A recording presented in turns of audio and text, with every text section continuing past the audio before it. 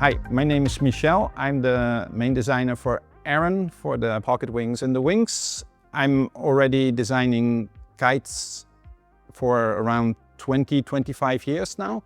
I come from PLKB. I did a lot of tube kites and foil kites, mainly foil kites in the past, race kites as well. I spent quite a few years working with Peter Lynn, who also taught me a lot of stuff about foils, how they behave, how the profiles work.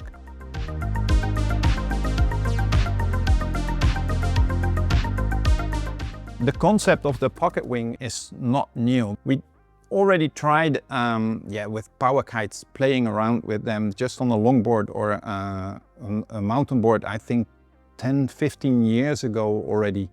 We just took the lines off, hold them directly on a little bar and tried to cross the Afsluitdijk. That's a big dike in Holland, which is 40 kilometers in a straight line.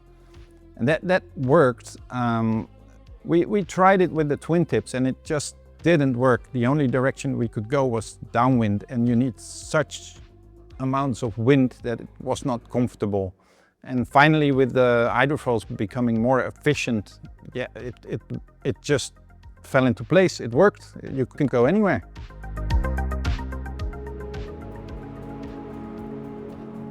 So what were the criteria of the P1? We wanted a product that it's really user-friendly, easy to use, needs a usable wind range. So if you go on the water, the wind picks up and you have to come off the water again to take a smaller or a bigger pocket wing again, it's pretty useless. So one of the main points is that it has D-power, that you can use it to give a little bit of gas or to take your foot off the gas. So it just extends your session, not in and out of the water, just handle the conditions a little bit better.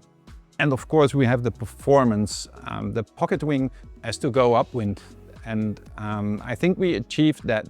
To get the pocket wing stable, we really had to bridle it back, but if you bridle it back, it just pulls you to the side and you are fighting the pocket wing.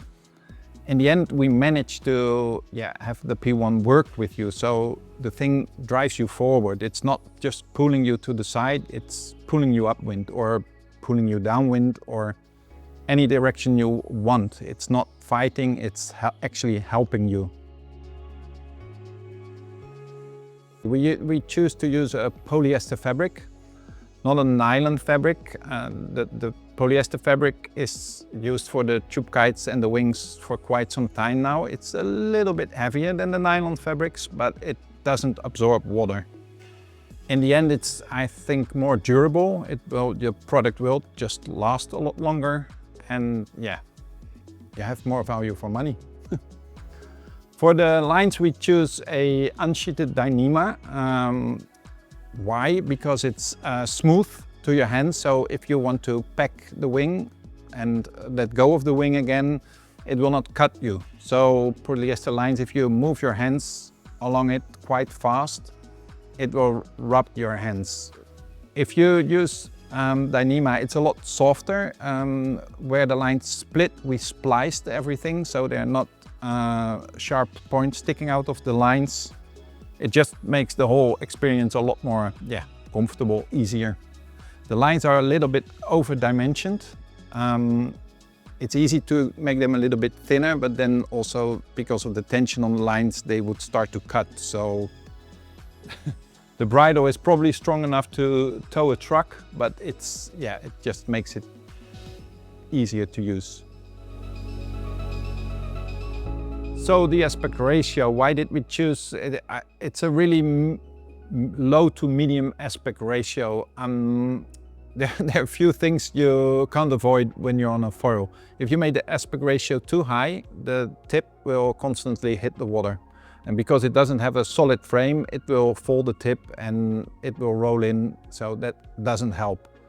The other thing is the lower you make the aspect ratio, the more maneuverable it becomes. And if you go too low, it becomes nervous. It wants to move from left to right, right to left.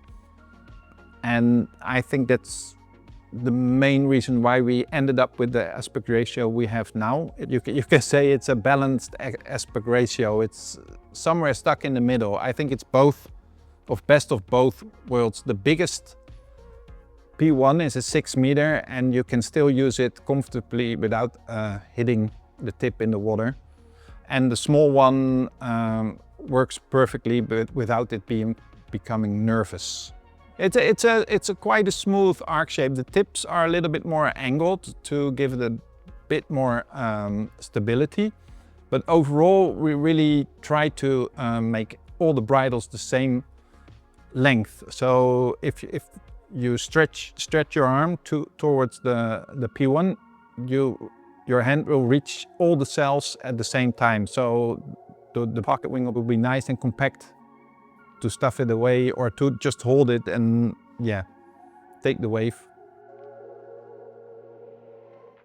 Okay, we use nylon rods to reinforce the leading edge, so make sure the profile stays in its shape.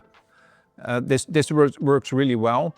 And we added a second rod, a really thin one, more to the trailing edge, to the rear of the pocket wing. This is when you depower, because the bridle is made in stages, so you release the bridle and the fabric goes slack. And to prevent it from getting kinks in the fabric, we added another rod that makes the transitions a little bit more smooth. The power delivery or the power decrease or increase is smoother because of that.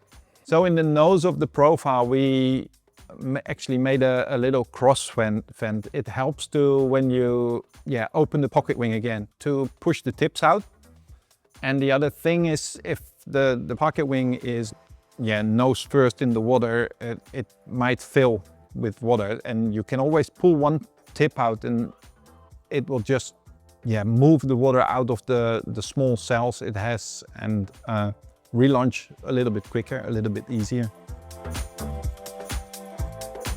So what we try to achieve with the bridle, with the pigtails, is to have the most direct feeling you can get from the bar. And normally you have a pigtail that goes straight down, but with the bar, how you control the pocket wing, you move it left and right. So if there's a kink in the bridle and you move the bar, you first will pull out that kink. So the first few centimeters will do nothing. Or if you have a really long line, you first have to move it 10-20 centimeters before the pocket wing will respond. What we try to do is to have the